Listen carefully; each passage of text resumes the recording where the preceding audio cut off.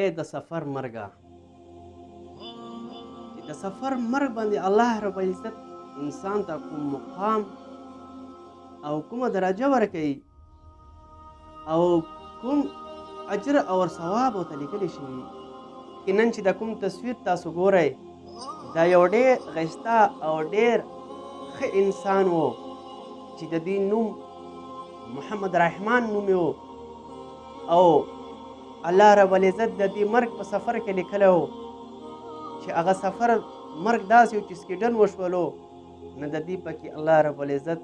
مرګ په هغه سکیډن کې لیکلی و چې ګاډي ټکراو وشولو او دا پکې الله رب العزت الله رب العزت په دې مرګ چې انسان ته څه ورکوي عزتمنو هغه زمونږ او تاسو سوچ نه لري. الله رب العزت په دې صبر باندې چې فرمایي چې شاته داسې سخت تکلیف میلاو شو او درد میلاو شو او الله رب العزت د تکلیف او درد په طریقې سره چا نه خپلوان چا نه رشته داران چا نه بچي او چا نه مور او پلار یا مور پلار نه بچي واغوستو په دې صبر وکړي. الله رب العزت وایي چې د دې صبر ته الله رب العزت په جنت کې درجې ورکړي. که څومره سخت درد او غم ده دومره الله رب العزت زیاتې درجې او زیات ما د خاص مسافرو دپاره ده. دغسې واقع وشو چې په سکیډن وشو. سکیډن کې د دې الله رب العزت مرګ لیکلی و، یعنې د کوم رزق و هغه دنیا کې هغه ختم شوی و، بس الله رب العزت په دې ذریعه کې او د دې رزق ختم و. محترمو مسلمانانو که یو طرف ته موږ او تاسو سوچ وکړو یقینا چې د سفر مرګ پردیسي مرګ ډېر زیات زور او درد لري او د کور ته هم تکلیف وي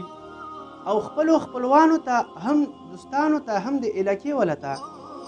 راځي الله رب العزت په دې مرګ باندې د انسان ته د کور ولته څه ورکوي. حدیث کې راځي حضرت عباس رضی الله تعالی عنه فرمایي چې الله رب العزت چاته هم څومره سخت تکلیف ورکړي مشکلات پر راولي یعنی هر څومره سخت درد ورته میلاو شي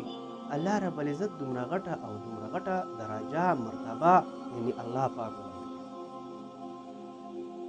خو یو بله خبره چې الله رب العزت د سفر مرګ په روایتونو کې راځي چې دا د شهادت مرګ ده. یو بل ځای کې راځي چې الله رب العزت چې کله سفر ولا نه چې مسافر وي کور نه هغې نه ساه اخلي هغې نه روح اخلي الله رب العزت فرشتو ته څه وایي چې ای فرشتو د دې انسان څوک نشته ورشه په دې نه روح اخلي په دې باندې تاسو جړا وکړئ. دومره غټ مقام دومره غټه درجه په چا هم فرشتې نه جاړي. واحد دغه مرګ ده چې سفر کې څوک وي هغه کس چې پردیسۍ کې په هغې باندې فرشتې هم جاړي. یو صحابي فرمایي چې زه کور نه وطن زما بچی چمدی و هر کله چې زه کور نه تلم ما بچی ښکل کړو چې کله زه کور ته راتلم واپس ما ته خبر وشو چې ستا بچی هغه بچی چې ستا ډېر اړه ته نږدې و ستا د اړه ټوکړه وه ستا چې سترګو یخوالی و هغه بچی خو دې وفات شو. محترمو مسلمانانو دا صحابي ډېر زیات پریشانه او درد غم کې ده او ډېره ژړا کوي.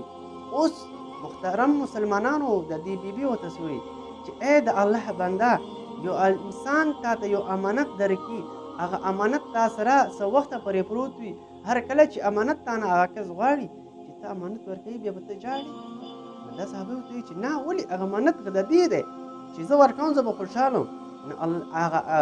خپله بیبي ورته وایي چې دا ژوند چې موږ سره ده د الله رب العزت امانت ده موږ نه چې هر ټایم غواړي الله رب العزت خپل ژوند اخیستلی شي خپله ساره نه اخیستلی شي موږ دنیا نه رسخوتولی شي د دنیا ژوند موږ باندې ختمولی شي. مسلمانانو مسلمانانو یقینا چې درته وایم چې سفر مرګ کومه ده دا ډېر غټ مقام درجه لري. موږ او تاسو یقینا چې درد راته رسېږي په دې درد باندې صبر وکړي په دې درد باندې خپل برداشت وکړي الله رب العزت هغه درجه هغه مقام وله ورکوي چې هغه مقام په نور درد او په نور غم باندې په بل مرګ باندې نه میلاویږي. الله رب العزت دې مرحوم ته جنت کې اعلی درجې ورکړي یقینا چې ډېر ښه انسان